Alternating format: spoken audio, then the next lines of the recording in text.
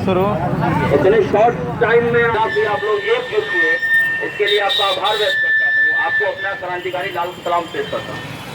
साथियों, आज देश में जिस तरह का माहौल बनाया जा रहा है,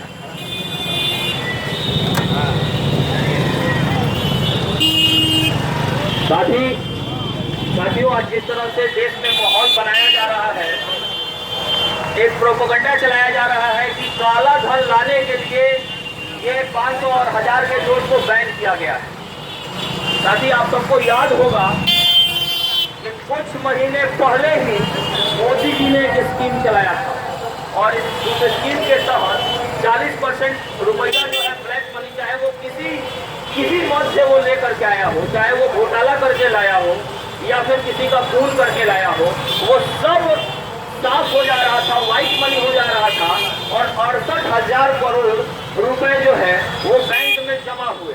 साथियों, हम आप लोगों से पूछना चाहेंगे, हम उन लोगों से पूछना चाहेंगे जो इस तुगलकी फरमान का स्वागत करते हैं, समर्थन करते हैं, कि अगर उनको यही कानून लाना था तो फिर अपने रिश्तेदारों को वो क्यों छूट दिए, क्यों नहीं 100% काले धन को व्यवहार किए।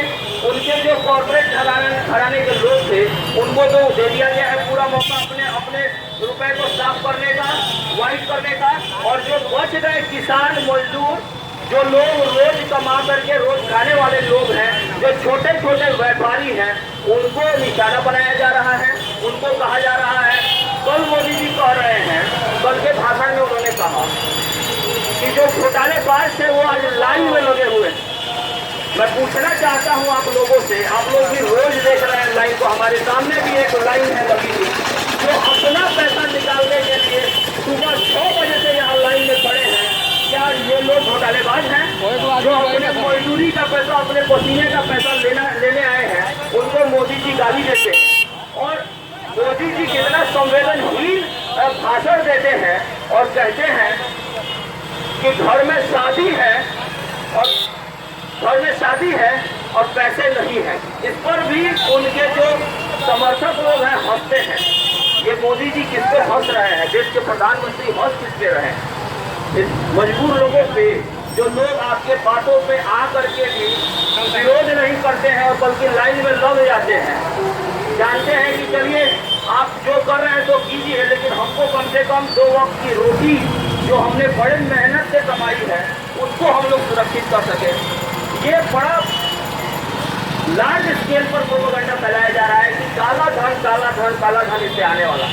साथियों, मैं आप लोगों से पूछना चाहता हूँ, कल ही मोदी जी कहते हैं क्या, जापान से भी कहते हैं, ये भी एक बड़ी विडंबना है। मोदी जी खुद को कहते हैं मैं चाय बेचने वाला था, गरीब परिवार से आता हूँ, गरीबों का दर्द समझता हूँ, और एक दिन 8 तारीख की रात को वो लगाते हैं इस तरह का फरमान कि 500 और 1000 के नोट बंद हो जाएंगे और अगले दिन वहाँ से चले जाते हैं जापान।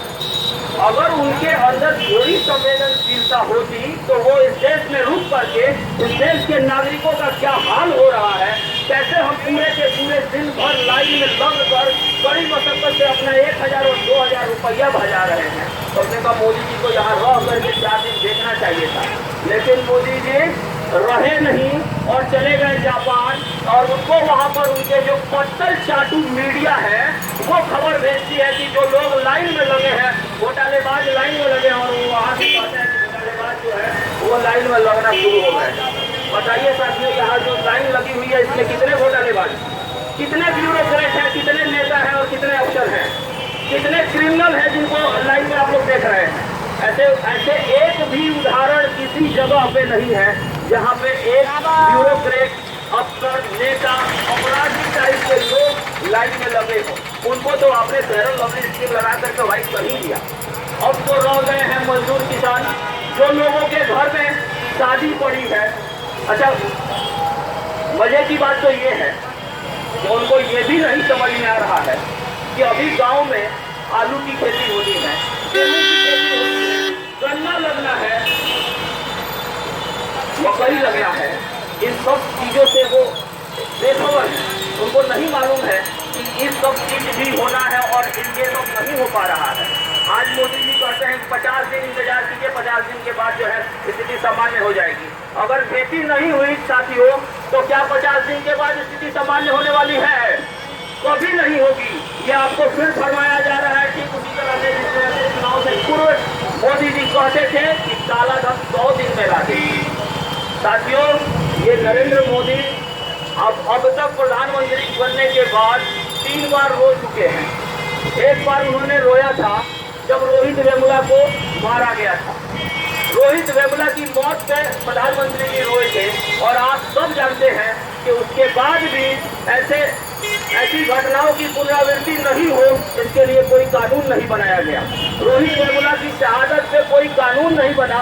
हम लोग मांग करते रह गए कि रोहित एक्ट को लाइए। आज भी हमारी मांग उतने ही मजबूती के साथ है कि रोहित एक्ट लागू होना चाहिए, लेकिन प्रधानमंत्री जी को फुर्सत नहीं है कि रोहित एक्ट के बारे में सोचे। जो मुख्य शैक्षणिक संस्थानें हैं वहाँ पर जिस तरह से जातिवाद हो रहा है, जिस तरह से हमारे बच्चे मार खा रहे हैं, जिस तरह से हमारे समूह के लोग मार खा रहे हैं, जिस तरह से प्रताड़ित किया जा रहा है, उनके खिलाफ अब तक कोई कानून नहीं आया। दूसरी बार मोदी जी रोए थे जब गुजरात में दलितों के ऊपर जो ये गोरक्षा दल के लोग हैं, ये लोग उनके ऊपर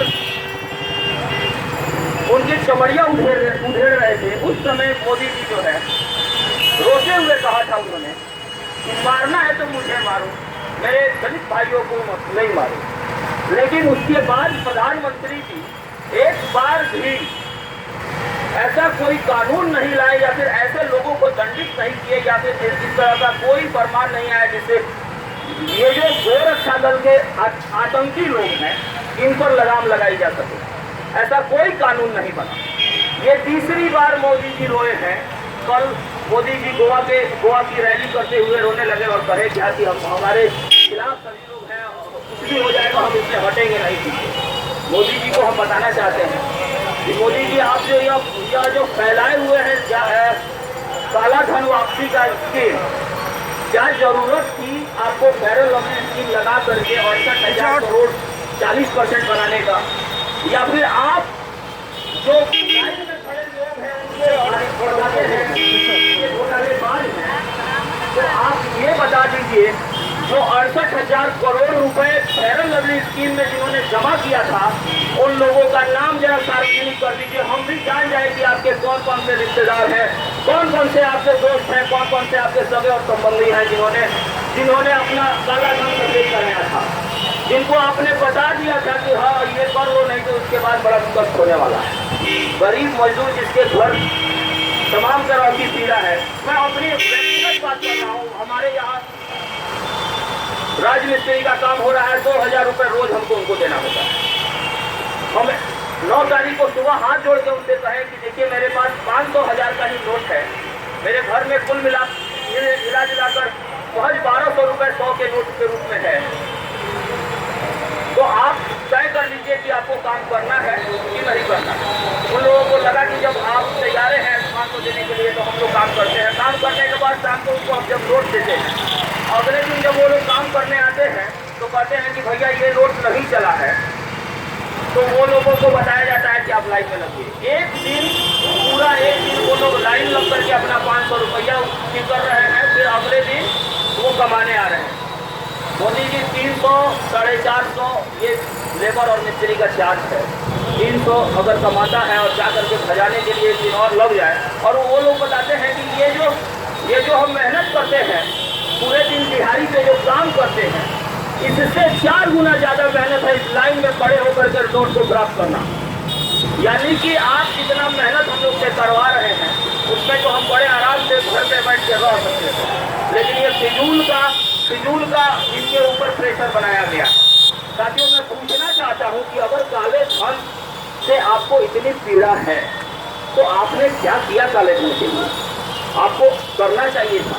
आपके पास पुलिस है, आपके पास CID है, CBI है, आपके पास इनकम टैक्स है, सेल टैक्स है। क्या ये सब आप झूठ कर रखे हुए? इनको लगाइए काम पर। जाती यही लोग हैं जो काले धन को बढ़ावा देते हैं, यही लोग हैं जो लोग रिश्वतखोरी को बढ़ावा देते हैं। आप बता दीजिए किसी थाने में जो कि बिना रिश्वतखोरी का काम होता हो, आप बता दीजिए कि किसी भी सरकारी अफसर बिना घूस का काम करता हो। 90% जो लोग हैं वो लोग सरकारी तंत्र उसमें दीमक लगा हुआ है। वो लोग इस तंत्र को खोखला कर दिए हैं। तो मोदी जी, जरूरी है कि आप अपने तंत्र को मजबूत कीजिए। काला धन इससे रुकने वाला नहीं है। काला धन को तो बढ़ावा देने के लिए आपने 2000 का नोट छापा है। 1000 के जगह पे आप बता दीजिए कि क्या वजह है 2000 का नोट आने का। और वो भी 2000 का जो नोट है, मोदी जी आपके 56 इंच के जैसा वो नोट है। जिस तरह का आपका 56 इंच नकली है, ठीक उसी तरह से 2000 का नोट जो आया है वो भी सिकुड़ा हुआ है। वो सिकुड़ा हुआ है साथियों। 1000 का जो नोट का वॉल्यूम है, उसमें 2000 का नोट 2 पीस आ जाएगा। 10 करोड़ रुपया जिसको रखना हो, उतने ही जगह में वो 20 करोड़ नहीं 40 करोड़ रखेगा। दुगना नहीं, ये 100 गुना का मामला है। जो दबा के रखने वाले लोग हैं, आप देख लीजिएगा 2000 की नोट का क्या रूपरेखा है।